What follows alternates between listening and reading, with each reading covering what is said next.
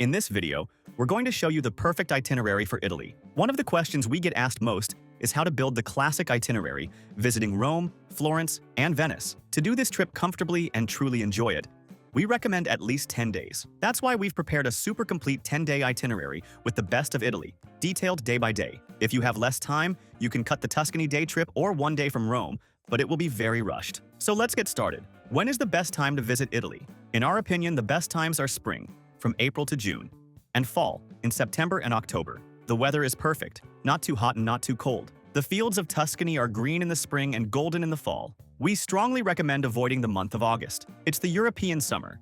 It gets absurdly hot, especially in Rome. Furthermore, it's the vacation month for Italians themselves, so everything is crowded and much more expensive. Winter, from November to February, is less crowded and cheaper, but it can be very cold and rainy, especially in Venice, which can suffer from acqua alta, or high water floods. So how will our 10-day itinerary work? The idea is to split the trip into 3 base cities. We'll stay the first 4 nights in Rome to explore the capital and the Vatican. Then, we'll take the high-speed train to Florence and stay 3 nights to see the city's art and take a day trip into Tuscany. And we'll finish the trip with 3 nights in Venice to get lost in the canals. Now, let's talk about transportation between cities, which is the most important part. For this itinerary, the easiest, fastest, and most efficient way to get between Rome, Florence, and Venice is by high-speed train. The trains from Trenitalia, the Frecciarossa, and from Italo are incredible. You buy your ticket online in advance. The trip from Rome to Florence takes only 90 minutes. The trip from Florence to Venice takes 2 hours. It's much better than flying, as the train drops you right in the city center, whereas flying would make you lose half a day getting to and from airports. What about a car? Do not rent a car for this itinerary. In Rome, Florence, and Venice, a car will only get in your way.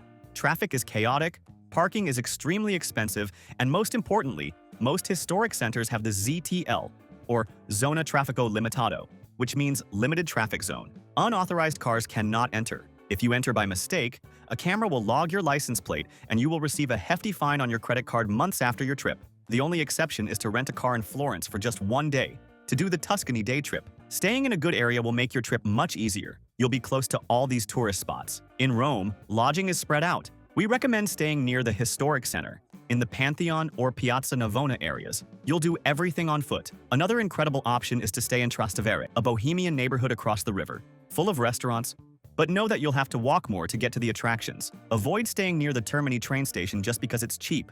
The area is not as pleasant at night. In Florence, the city is small and everything is walkable. The best area is to stay near the Duomo or Piazza della Signoria. You'll be in the heart of everything. In Venice, the most important tip is stay on the island. Do not stay in Mestre, which is the mainland city, just to save money. Staying in Mestre means you miss the magic of Venice at night and spend time and money every day on a train or bus. It's worth paying more to sleep on the canals. We created this custom map for each of these base cities, which explains exactly which is the best region. If you stay in this marked area, you can't go wrong. We'll leave the link to this map here on the QR code, on the screen, and in the video description. We created it on the hotel site we always use, as it always has the best prices. There, you can put in your travel dates and see all the hotel options within that location, at the lowest prices. We'll also leave links to the hotels where we've stayed. In every destination, we always recommend one that is very cheap and super well located, and another that's a bit nicer, in the same location, but a little more expensive. They are great options. An important tip to save on lodging is the advanced booking strategy. The earlier you book your hotel, the less you will pay. This is why we love using this website. Besides having the lowest prices, it has free cancellation for almost all hotels. You can book as early as possible to guarantee a much lower price. And if you need to cancel later, it's super easy and costs nothing. And remember that in the link below, we always organize everything you need to plan your entire trip for the best price. The sites we use to plan our trips and that have everything much cheaper. Travel eSIM, travel insurance at half price, tickets for all attractions, good and cheap hotels we've stayed at, cheap car rentals, and the global account to carry money paying much lower fees. And the links already contain automatic discounts, as we are always updating them. So save and use this page that will make your trip much easier. Now, let's get to the day-by-day plan. Starting in Rome. Day 1. Arrival in Rome and Historic Center. Take the first day to arrive. Get from Fiumicino Airport to the city center. The cheapest way is by bus. The fastest is the Leonardo Express train. Check into your hotel. Spend the afternoon walking through the historic center. Start at Piazza Navona, with its spectacular fountains. From there, walk to the Pantheon. Entry to the Pantheon is now paid and costs €5. It's worth it. The architecture with the hole in the ceiling is impressive. Continue walking to the Trevi Fountain. Toss a coin over your shoulder to ensure your return to Rome. A tip is to also visit the fountain at night. It's even more beautiful when illuminated. For dinner, a great area is Campo dei Fiori, a square full of restaurants with outdoor seating. Day 2. Ancient Rome, Colosseum and Forum. Today is for going back in time. Start the morning at the Colosseum. Take the metro, line B, and get off at the Colosseo station. It is absolutely essential to buy your ticket online with a time slot, weeks in advance. The ticket costs about €18 and is a combined ticket. With the same ticket, you visit the Roman Forum and Palatine Hill. These are the ruins of the center of ancient Rome. Set aside at least 3 to 4 hours to see everything calmly. For lunch, beware of the tourist traps around the Colosseum. Walk a few blocks into the Monte neighborhood to find more authentic restaurants, or look for a pizza al taglio, which is pizza by the slice, for a quick and cheap meal. In the afternoon, walk up to the Capitoline Museums on Piazza del Campidoglio, which was designed by Michelangelo. From there, you have a spectacular view over the Roman Forum. Day 3. The Vatican, Museum and Basilica. Today, we visit another country. Take the metro, line A, to the Ottaviano station. Start the day at the Vatican Museums. This is another ticket you must buy online months in advance. The ticket costs about €20. Reserve the whole morning. The museum is gigantic, but the highlight is the Sistine Chapel, painted by Michelangelo. For lunch, near the Vatican is Pizzeria Bonci. It's considered one of the best pizza by the slice places in the world. It's an experience and you'll spend about €15. In the afternoon,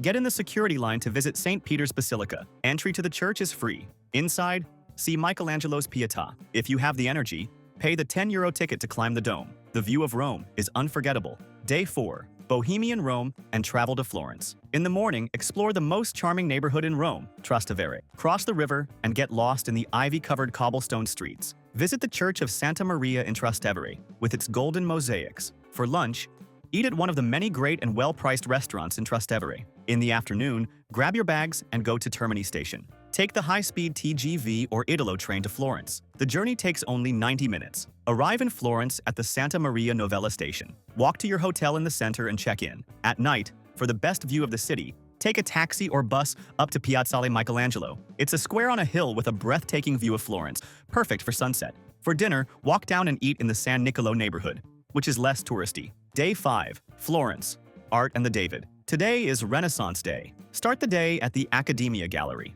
The reason to go is singular: to see the original statue of David by Michelangelo. It's awe-inspiring. The ticket costs €16, and you must buy it for a specific time slot, as the lines are huge. Afterward, go to the Duomo, the Cathedral of Santa Maria del Fiore. Entry to the cathedral is free, but the line is long. What you can't miss is climbing Brunelleschi's dome. The climb is long, with over 400 steps, but the view is unforgettable. The ticket to climb costs €20 and must also be bought well in advance, as time slots sell out. For lunch, the best money-saving tip is the Mercato Centrale. The ground floor is a traditional market, and the top floor is an incredible food hall with fresh pasta, pizza, and wine, all at fair prices. We recommend Trattoria Zaza, right next door, for truffle pasta. In the afternoon, walk through Piazza della Signoria, which is an open-air museum, and cross the Ponte Vecchio, the medieval bridge full of jewelry shops. An important tip that will save you time and money is to buy tickets for attractions and tours in advance. Buying on the spot is always more expensive, and the most famous tourist spots like the Colosseum, the Vatican, and the Florence Duomo Dome sell out weeks or months in advance. We'll leave the link on the QR code on the screen and in the description to the site where we always buy tickets and tours for the best price. It's the largest tour site in the world and has practically everything there. Tickets for the Colosseum and Vatican, the ticket to climb the Duomo, tickets for the Uffizi and Accademia galleries, and gondola passes in Venice, all at the best price, and you can buy in any currency, saving on fees. Day 6. Tuscany Day Trip, San Gimignano and Siena. Today is the day to rent a car for one day in Florence. Pick up the car early and drive south into Tuscany. Our first stop, about an hour from Florence, is San Gimignano. It's a medieval town famous for its tall towers. It's like stepping back in time. For lunch, eat in San Gimignano and be sure to try the ice cream from Gelateria Dondoli, which is a former world champion gelato maker. In the afternoon, continue driving for another hour to Siena. Siena is a stunning Gothic city. The heart of the city is the Piazza del Campo, a shell-shaped square where the famous Palio horse race takes place. Visit the Siena Duomo, which is one of the most beautiful in Italy. In the late afternoon, drive back to Florence, return the car, and have dinner in the city. If you don't want to drive, There are great guided day tours that cover both these towns. Day 7. Florence, Uffizi, and travel to Venice. In the morning, visit the museum you missed, the Uffizi Gallery. It's one of the most important art museums in the world, home to Botticelli's The Birth of Venus. The ticket costs €25 and also needs to be bought in advance. At noon, grab your bags and go to Santa Maria Novella station. Take the high-speed train to Venice. The journey takes 2 hours. Arriving in Venice is one of the most magical moments of any trip. When you exit the Santa Lucia station, you come face-to-face with the Grand Canal. It's breathtaking. Don't take a water taxi. It's very expensive. Take the Vaporetto, which is the water bus. Buy a 1 or 2 day pass which starts at €25. Take line 1, which is the slow line that stops at every station along the Grand Canal. It's the best city tour. Go to your hotel on the island, check in, and spend the rest of the afternoon getting lost. The rule in Venice is get lost. For dinner, avoid the tourist restaurants. Look for a baccaro, which are the Sicchetti bars, the Venetian tapas. It's cheap and delicious. Day 8. Venice. St. Mark's Square and Gondola. Today we'll explore the heart of Venice. Walk or take the Vaporetto to Piazza San Marco, St. Mark's Square. It's the only piazza in Venice. Visit St. Mark's Basilica, which is stunning and full of golden mosaics. Entry is free, but the line is enormous. Buy the Skip the Line ticket online, which costs €3. It's well worth it. Next door, visit the Doge's Palace, the former seat of the Venetian government. The ticket costs €30 and gives you access to the luxurious rooms and the Bridge of Sighs. For lunch, get away from St. Mark's Square, where everything is overpriced. In the afternoon, take the classic gondola ride. Is it a cliché? Yes. Is it romantic? Very. Is it expensive? Absolutely. The official price is €80 for a 30-minute ride during the day, and €100 at night. This price is per gondola, which holds up to 5 people. A tip to save money is to try and share the gondola with another couple. Day 9. Venice, Murano and Burano Islands. Today, we're leaving the main island. Using your Vaporetto pass, take the line that goes to the northern islands. The first stop is Murano. It's the island famous for glassmaking. You can visit a factory to see a live demonstration of how they blow glass. It's very interesting. Afterward, take the Vaporetto from Murano and continue to Burano. In our opinion, this is the most beautiful island. It's a fishing village with all the houses painted in vibrant, bright colors. It's a rainbow. It's one of the most photogenic places in Italy. Have lunch in Burano, at one of the seafood restaurants. Return to Venice in the late afternoon and have your farewell dinner. For good, reasonably priced pizza in Venice, look for Rosso Pomodoro near St. Mark's. Day 10. Rialto Market and Departure. On your last day, if your flight is in the afternoon, wake up early and go to the Rialto Market. It's the city's fish and vegetable market. It's a great place to see local life. Then, it's time to leave. To get to Marco Polo Airport, the most scenic way is to take the Ali Laguna boat, which is a public line that goes directly to the airport. It costs about €15 and takes an hour. Or you can take the land bus from Piazzale Roma. From there, catch your flight back home. About travel insurance. Essential and mandatory to enter Europe. You need coverage of €30,000. Use the comparator in the link in the description to save money. Quick shopping tips. Rome has high street shops on Via del Corso. Florence is famous for leather at the San Lorenzo market, but bargain. Venice has carnival masks and Murano glass. Remember tax-free on purchases over €70. Validate at your last airport in Europe. And for those who are new here to the channel, welcome.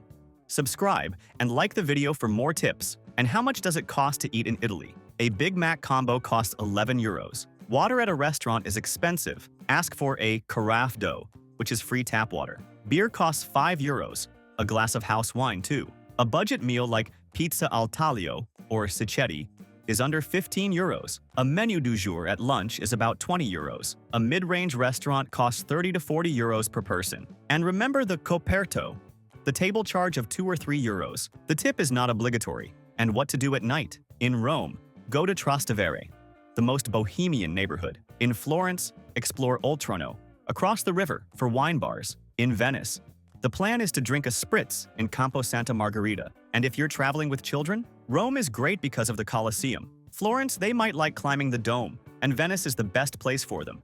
They love riding gondolas and Vaporetto. And to combine your trip, from Rome, take a 1-hour train to Naples and visit Pompeii. From Florence, a 1-hour train to Pisa. From Venice, a 2.5-hour train to Milan. If you liked this detailed Italy itinerary, like the video and subscribe to our channel.